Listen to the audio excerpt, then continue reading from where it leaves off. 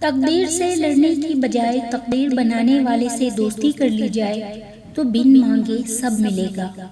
تکلیف میں صبر سے کام لو، کیونکہ سونے کو آگ سے آزمایا جاتا ہے اور مومن کو تکلیف سے۔ اور جب دل بھاری ہو جائے تو قرآن پاک پڑھ لیا کرے، کیونکہ اس کلام میں جسمانی بیماریوں کے ساتھ ساتھ درد دل کی دوا بھی موجود ہے۔ دوسروں کے لیے اچھا سوچو گے تو اللہ تمہارے لیے راستے بنا دے گا اور مشکلیں آسان کر دے گا۔ جب تم کسی میں کوئی عیب دیکھو تو اسے اپنے اندر تلاش کرو، اگر اسے اپنے اندر پاؤ تو اسے نکال دو، یہ حقیقی تبلیغ ہے۔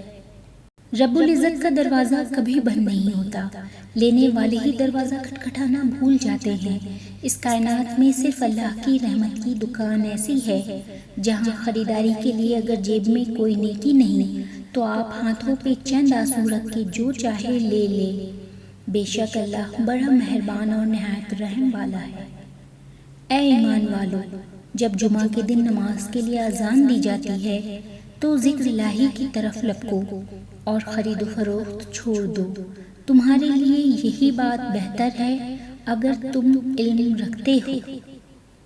یا اللہ ہمیں ایسی زندگی دے جس پر ہم بھی راضی رہیں اور تو بھی راضی رہے۔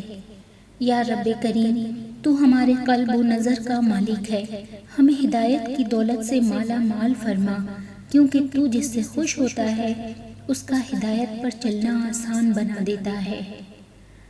بارگاہ الہی میں دعا ہے کہ اللہ رب العزت آپ کی ہر نیک تمنا پورے کرے، صحت عطا فرمائے، خوشیاں نصیب کرے، کسی کا محتاج نہ کرے اور ہمیشہ اپنی پناہ میں رکھے۔ اے میرے رب، مجھے تنہا نہ چھوڑ، تیرے سوا میرا اور کوئی سہارا نہیں، مجھے دکھوں سے نجات دے اور مجھے صبر سے جینا سکھا دے۔ یا اللہ میرے والدین کو ان 70,000 لوگوں میں شامل فرما جو کسی بغیر حساب کتاب کی جنت میں داخل ہوں گے۔ اے اللہ ہم جہنم کے عذاب اور عذاب قبر سے تیری پناہ چاہتے ہیں، زندگی اور موت کے فتنہ سے اور مسیح دجال کے فتنہ سے تیری پناہ چاہتے ہیں، اور جب تو کسی قوم کو آزمائش میں ڈالنے کا ارادہ کرے تو ہمیں فتنہ سے محفوظ رکھتے ہوئے اٹھا لینا۔ یا اللہ پاک، یا اللہ جو بھی تیرے نام لینے والے پریشان ہیں، اس پیارے دن کے صدقے سب کی پریشانیوں کو دور فرما۔